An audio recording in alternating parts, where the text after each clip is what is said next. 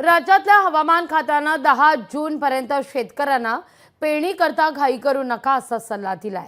दुसरीकडे हवामान अभ्यासक पंजाबराव डंग यांनी 1 इंच ओलावा असलेली जमीन पेरणी करता पोषक असल्याचं म्हटलंय।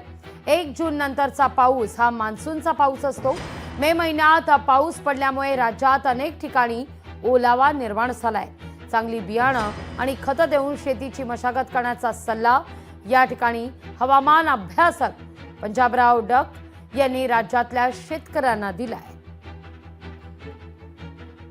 एकदम पाऊस आता बंद पडणारच नाही। आता म्हणजे 7-8 जूनला देखील 7-8-9 जूनला देखील महाराष्ट्रामध्ये पाऊस पडणार आहे। म्हणजे भाग बदलत पडणार आहे, पण पडतच जाणार आहे। त्याच्यानंतर 10, 11, 12, 13च्या दरम्यान काय होणार आहे, थोडं विश्रांती घेणार आहे।